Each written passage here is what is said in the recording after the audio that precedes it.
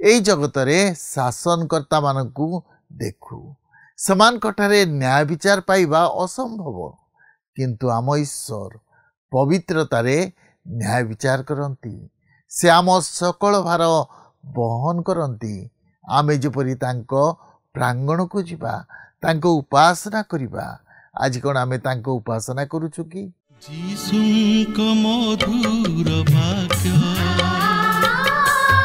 चला पथे साजे दीप आमरी चरण अलिभा आलोक देई जीवनर प्रतिपदे जीवनर प्रतिपदे बढ़ाए से सत्य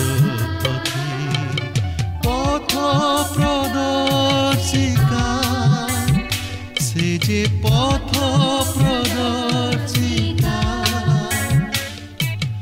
पथ प्रदर्शिका पथ प्रदर्शिका। प्रिय दर्शक बंधु नमस्कार। प्रभु जीशुंक मधुर नाम रे आपन को पथ प्रदर्शिका कार्यक्रम को स्वागत करूछि। मोर विश्वास प्रभुंक दया और अनुग्रह आपन निश्चय भल अछंती।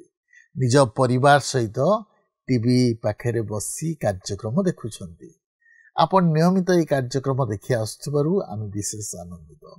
प्रभु आपन को बहुल भावे आशीर्वाद करंतु। आपन को मतामत आम्मान को निश्चित भावे जणाइबे। टीवी स्क्रीन रे जो नंबर टी दिया जाइछि सेही नंबर रे आम सहित जोगाजोग करिवे। आमे आपन को फोन कॉल रो अपेक्षा रे अछु। आपन को मध्यरु अनेक आम सहित फोन रे जोगाजोग करूछंती। समान को पाई मु विशेष करी प्रभु को धन्यवाद दिए। यदि आपन ए पर्यंत आम्मान को जोगाजोग करि नाहंती आज ही हमको फोन करंतु। आमे आपन को फोन कॉल रो अपेक्षा रे अछु। ए कार्यक्रम मध्य देई पुनी थरे आपन को सहित साक्षात करिवार सुयोग पाइथिबारु प्रभु को धन्यवाद दिए। प्रभु आपन को आशीर्वाद करंतु। आजिर अध्ययन रे आमे गीत संहिता 96 रु 102 पर्यंत आलोचना करिबा।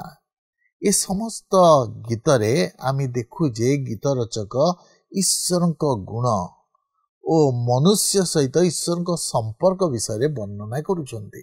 आमे 96 गीत रे ईश्वरक राजत्व से किपरि सब विषय उपरे राजत्व करंती ता देखु। आमे समस्ते तांको प्रजा अटु। आमे तांको लोक भावे तांको प्रशंसा करूछु तांको गौरव करूछु। आमको उत्साहित करूछंती नूतन गीत गान करिबाकू तांको प्रशंसा गौरव करिबाकू। ईश्वर जे न्याय विचारकारी आमे तांको सम्मुख रे भय करिबा ओ तांको गौरव करिबा। गीतर जो कहंती जे सर्वशक्तिमान ईश्वर से न्यायवान ईश्वर केवल नुहंती से आममानकर परित्राणकर्ता मध्य से महान और आश्चर्य कार्य साधन करती से पवित्रतारे शासन करती। आमे एई जगतरे जगतर शासनकर्ता मान को देखिचु सेमानकठारे न्याय विचार पाइबा असंभव किंतु आम ईश्वर पवित्रतारे न्याय विचार करती से आम सकल भार बहन करती। तेणु गीत रचक से कहती जे आमे तांको प्रांगण को जीवा ओ तांको गौरव करिबा। आमे जेपरि तांको प्रांगण को जीवा ओ तांको उपासना करिबा।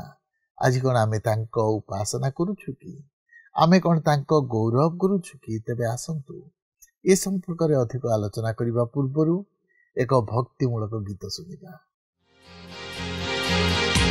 सुनिली जगते जीसु नाम अछि मो परिपाटी को पाई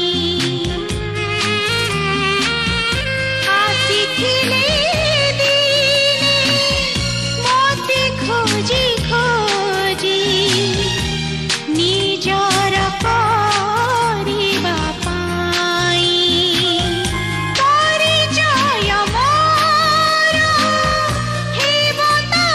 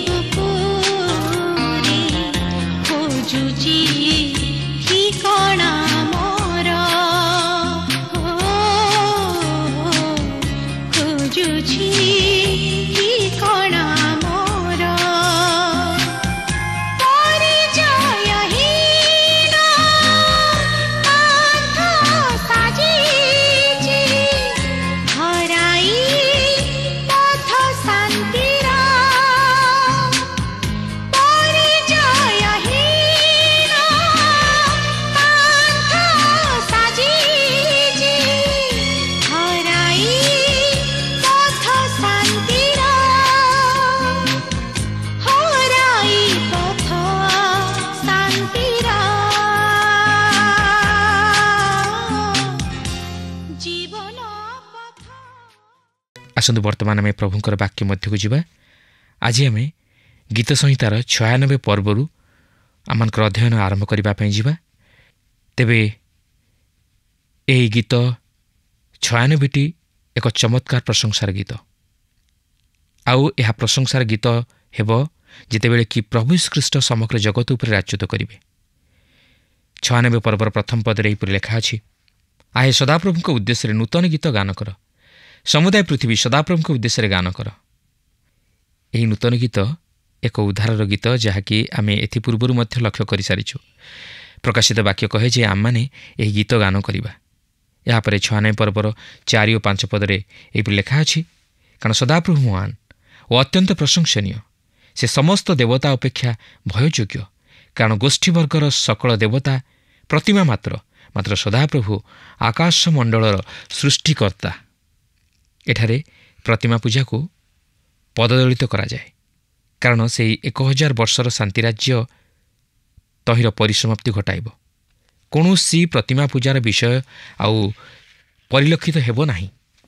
ଆଜି ଅନେକ ଲୋକ ବିଭିନ୍ନ ପ୍ରକାର ଧର୍ମକୁ ଆଦରି ନେଇ ଭାବନ୍ତି ସେମାନେ ଯାହା କରୁଅଛନ୍ତି ତାହା ଅତି ଚମତ୍କାର। କିନ୍ତୁ ମୁଁ ଆପଣଙ୍କୁ କହି ରଖେ ଯେ ଦିନ ଆସୁଅଛି ଯେତେବେଳେ ନାସ୍ତିକବାଦ ବା ବହୁ ଈଶ୍ୱରବାଦ ସବୁର ବିଲୋପ ଘଟିବ। 7 ପଦରେ ଲେଖା ଅଛି, ହେ ନାନାଦେଶୀୟ ଗୋଷ୍ଠୀବର୍ଗ, ତୁମେମାନେ ସଦାପ୍ରଭୁଙ୍କର କୀର୍ତ୍ତନ କର, ସଦାପ୍ରଭୁଙ୍କ ଗୌରବ ଓ ପରାକ୍ରମର କୀର୍ତ୍ତନ କର।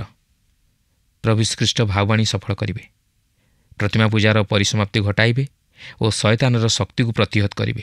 ଏହାପରେ ସମସ୍ତ ସୃଷ୍ଟି ଆନନ୍ଦ କରିବେ। ସେହିପରି ଗୀତ 97 ପର୍ବଟି 96 ପର୍ବ ପରି, କାରଣ ଏହା ମଧ୍ୟ ଆନନ୍ଦ ଓ ପ୍ରଶଂସାର ଗୀତ।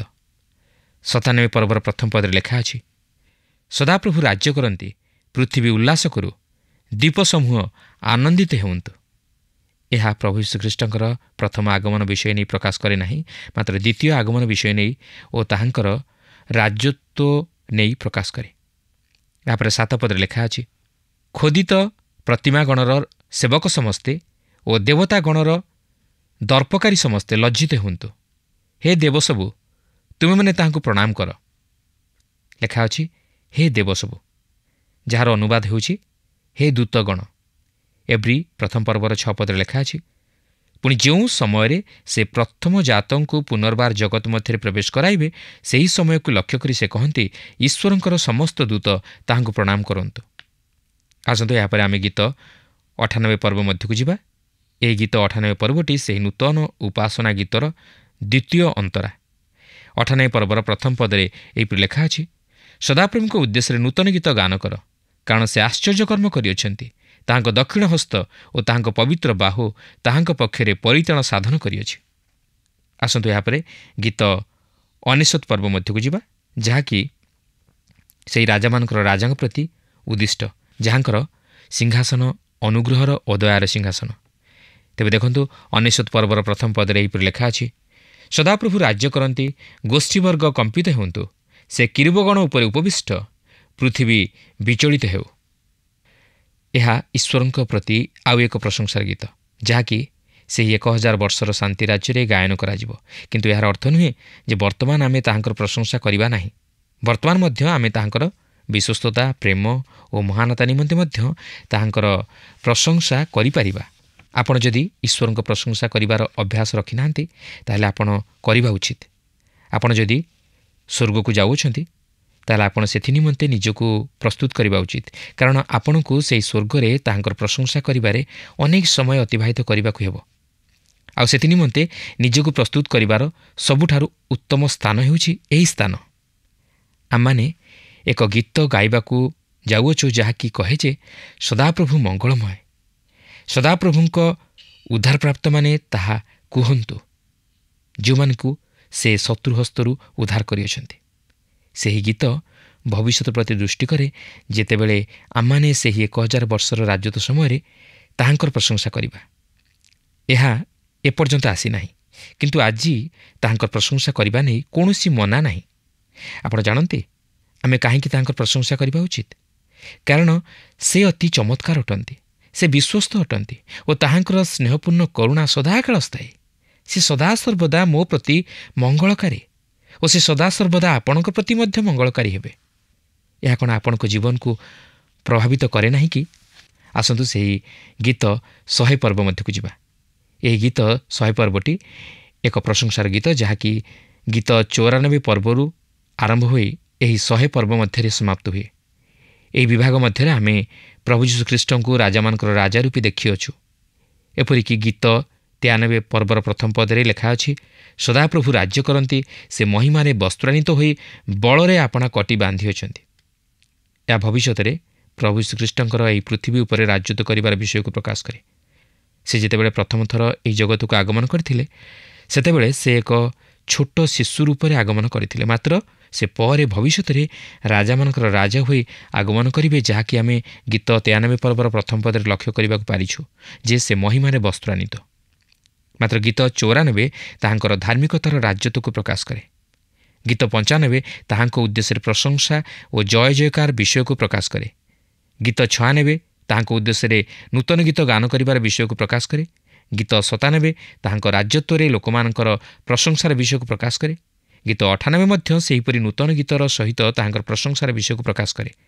ଓ ଗୀତ 99 ତାହାଙ୍କ ରାଜତ୍ୱରେ ଲୋକମାନେ ଭୟଭୀତ ହେବାର ବିଷୟକୁ ପ୍ରକାଶ କରେ। କିନ୍ତୁ ବର୍ତ୍ତମାନ ଆମେ ଏହି 100 ପର୍ବରେ ସେହି ପ୍ରଶଂସାର ପରିସମାପ୍ତି ଘଟିବାର ଲକ୍ଷ୍ୟ କରିବାକୁ ଯିବା। ଏହା ଶେଷରେ ପ୍ରଶଂସାରେ ହିଁ ସମାପ୍ତ ହୁଏ।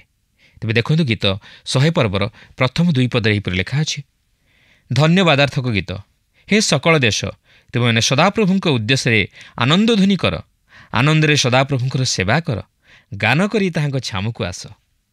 ଆମେ ଆନନ୍ଦରେ ତାହାଙ୍କର ପ୍ରଶଂସା କରିବା ଉଚିତ। ଆମେ ଆନନ୍ଦର ସହିତ ପ୍ରଭୁଙ୍କର ପ୍ରଶଂସା କରିବା ଉଚିତ, ମାତ୍ର ବିଷର୍ଣ୍ଣ ବଦନରେ ନୁହେଁ।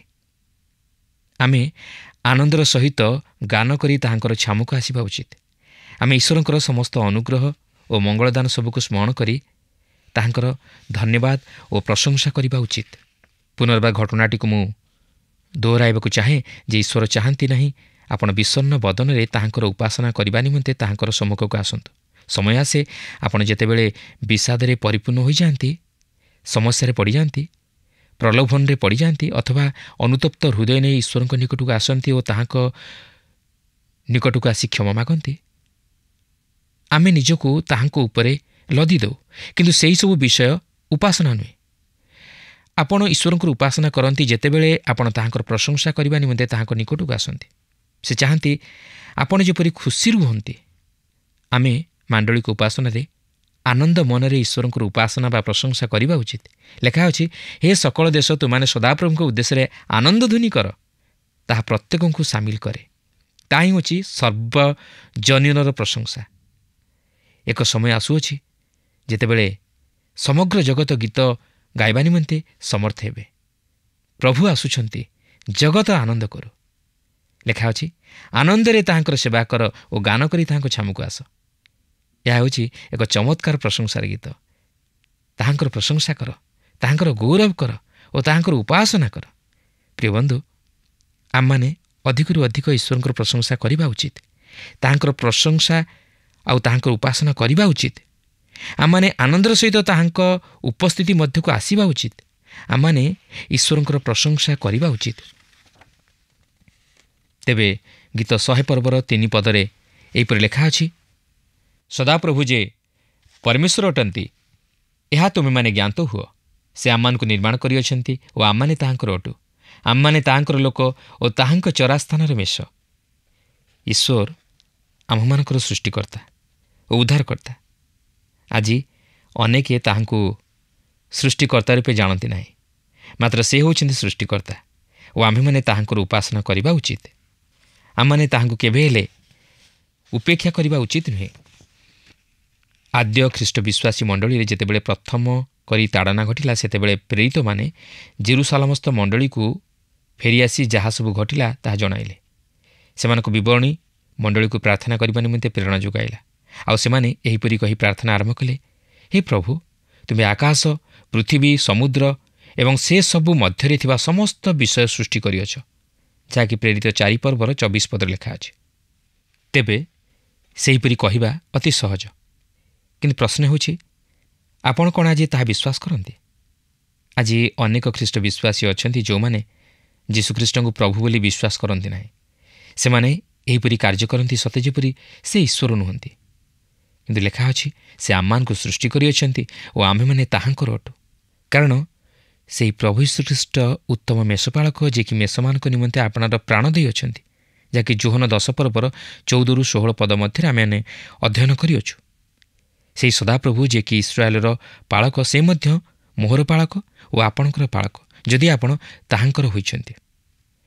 ଗୀତ 100 ପର୍ବର 4 ପଦରେ ଲେଖା ଅଛି, ଧନ୍ୟବାଦ କରୁ କରୁ ତାହାଙ୍କ ଦ୍ୱାରରେ ଓ ପ୍ରଶଂସା କରୁ କରୁ ତାହାଙ୍କ ପ୍ରାଙ୍ଗଣରେ ପ୍ରବେଶ କର।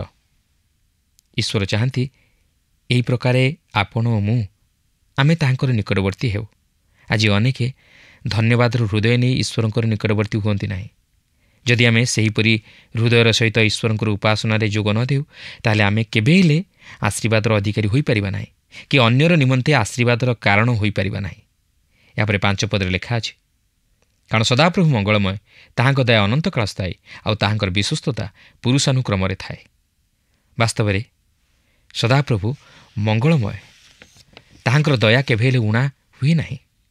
ମୁଁ ଜାଣେ ନା ଆପଣ କିଏ ବା ଆପଣ କେଉଁଠାରେ ଅଛନ୍ତି, ମାତ୍ର ମୁଁ ଜାଣେ ଯେ ଈଶ୍ୱର ଆପଣଙ୍କ ନିମନ୍ତେ ମଙ୍ଗଳମୟ ଓ ସେ ମୋ ପ୍ରତି ମଧ୍ୟ ମଙ୍ଗଳମୟ।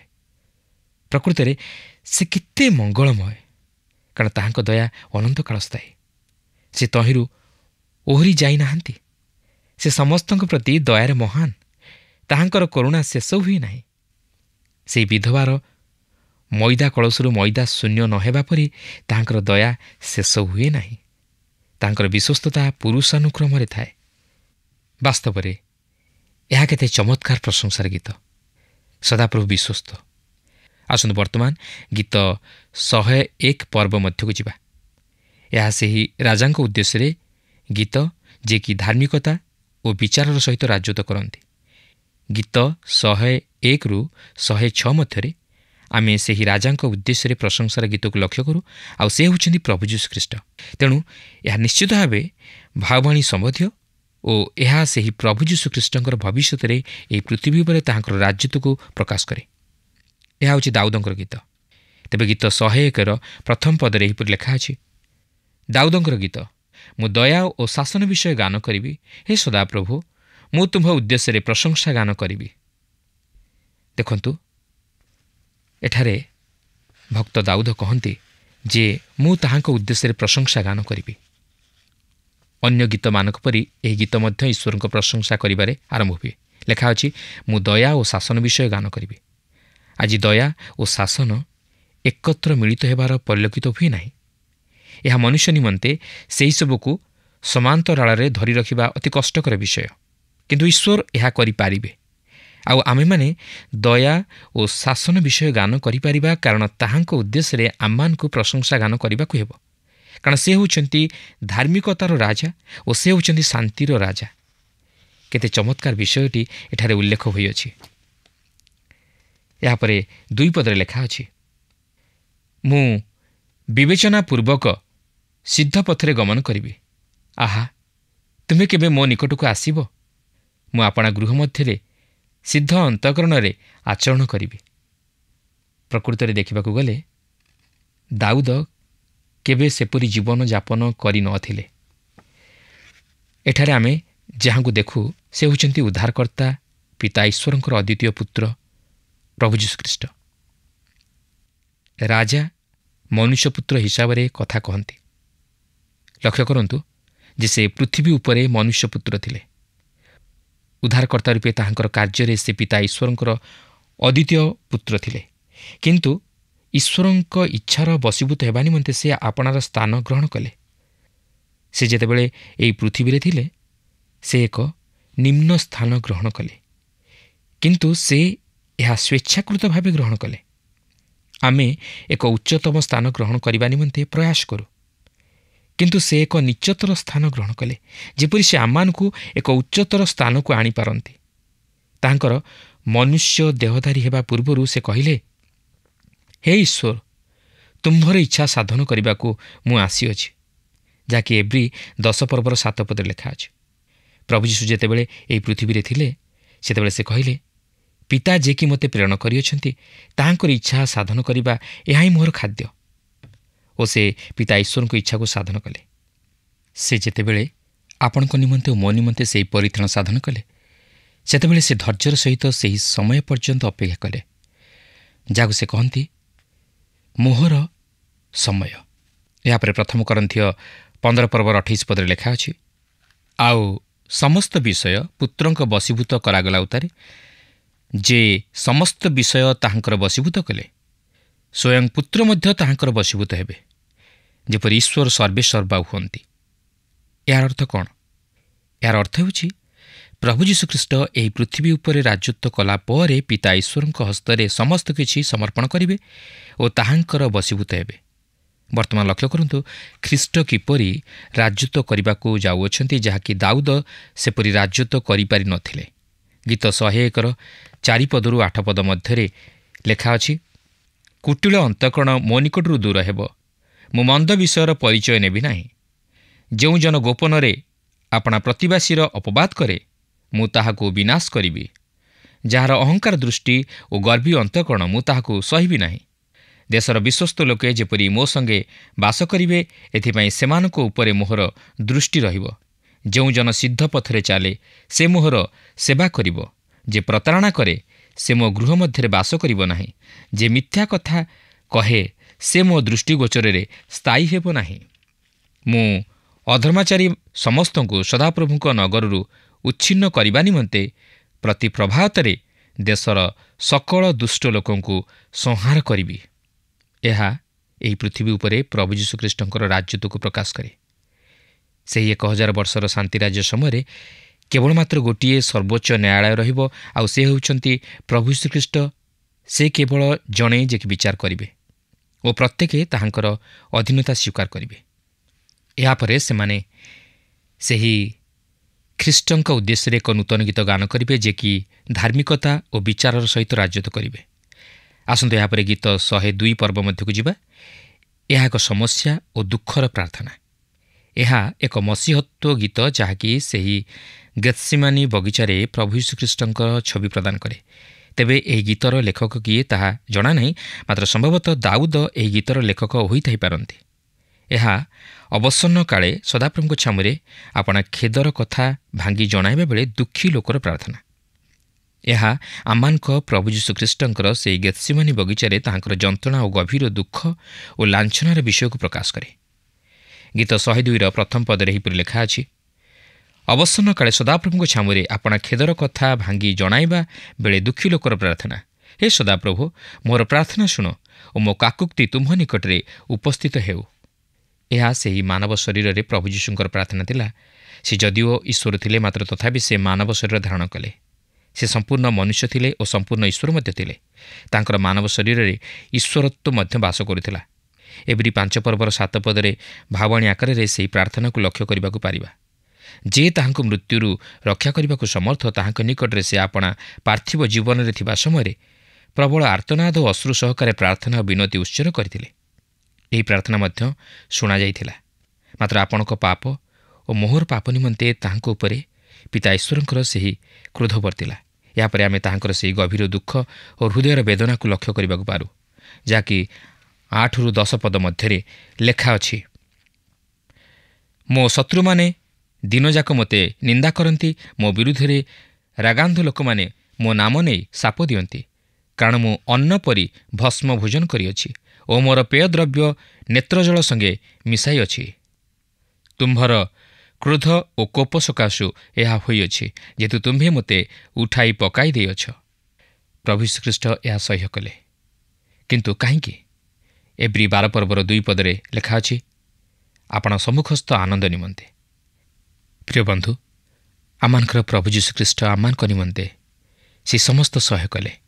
ପ୍ରଭୁ ଆମ ପ୍ରତ୍ୟେକଙ୍କୁ ଆଶୀର୍ବାଦ କରନ୍ତୁ। ମୋର ବିଶ୍ୱାସ ଆଜିର କାର୍ଯ୍ୟକ୍ରମ ଆପଣଙ୍କୁ ନିଶ୍ଚୟ ଭଲ ଲାଗିଥିବ ଓ ଆପଣ ଆତ୍ମିକ ଭାବେ ଉପକୃତ ହୋଇଥିବେ। ଆମେ ଲକ୍ଷ୍ୟ କଲୁ ଯେ ଗୀତ ରଚକ ଆହ୍ୱାନ କରି କହନ୍ତି ଯେ ଈଶ୍ୱରଙ୍କ ଉପାସନା କରିବା ନିମନ୍ତେ, କାରଣ ସେ ମହାନ ପରମେଶ୍ୱର ଅଟନ୍ତି। ସେ ପୂଜା ଓ ପ୍ରଶଂସା ପାଇବା ନିମନ୍ତେ ଯୋଗ୍ୟ ଅଟନ୍ତି। ସେ ଭୟଯୋଗ୍ୟ ପରମେଶ୍ୱର ଅଟନ୍ତି। ତେଣୁ ସମସ୍ତ ପୃଥିବୀ ତାଙ୍କ ଗୌରବ ପ୍ରଶଂସା କରିବା ଆବଶ୍ୟକ, ତାଙ୍କ ମହିମା କରିବା ଆବଶ୍ୟକ। आमे जेतेबेले उपासना करूछु आनंदरे तांको उपासना करिबा आवश्यक। हृदयर गभीरतम स्थानरू तांको महिमा करिबा आवश्यक, कारण से राजत्व करती, से न्याय विचार करती। केवल सेति नुहे, आम परित्राणकर्ता से आम मुक्तिदाता अटंती। आज कौन आमे आनंद करू करू तांको प्रांगण रे प्रवेश करूछु कि, तांको गौरव प्रशंसा करूछु कि, तांको नाम को उच्चीकृत करूछु कि, आमे ईश्वर कैंद्रिक जीवन काटुछु कि, कारण ताहा से आम जीवन रु आशा करती। आज तो आम समय शेष हेलानी। परवर्ती कार्यक्रम रे पुणी आपनक सहित साक्षात हो। आपनक ठारू विदाय नबा पूर्व आसंतु प्रार्थना करिबा। अत्यंत दयालु प्रेम प्रभु, आमे तुमर धन्यवाद करूछु, तुम प्रशंसा तुम स्तुति वंदना करूछु। तुम्हें प्रशंसा गौरव महिमा पाइबा पई एकमात्र योग्य ईश्वर प्रभु, तुम छड़ा केही मध्य योग्य नुहंती। प्रभु तुम्हें आम्मान का राजा अट, तुम्हें आम्मान का प्रभु अट। आमे जितेबेले विश्वास रे तुम निकट को आसु प्रभु, तुम्हें आम्मान का जीवन रे आश्चर्य कार्य करिथाओ।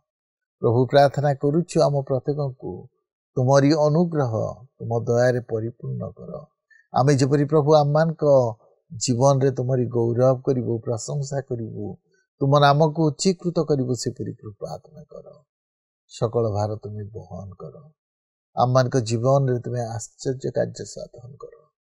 प्रभु धन्यवाद देउछु, तुम्हें आम्मान को प्रतिटी प्रार्थना सुनिछ, उत्तर देइछ, सेथिबाई धन्यवाद देई ए प्रार्थना प्रिय जीसु को नाम रे मागिलु, आमेन। बहुत बहुत धन्यवाद। प्रभु आपन को आशीर्वाद करंतु। गत प्रश्नर उत्तरटी होउछि बी विजय। आजिर प्रश्नटी होउछि किए संपूर्ण मनुष्य और संपूर्ण ईश्वर थिले? ए अब्राहम, बी दाऊद, सी याकूब, डी यीशु।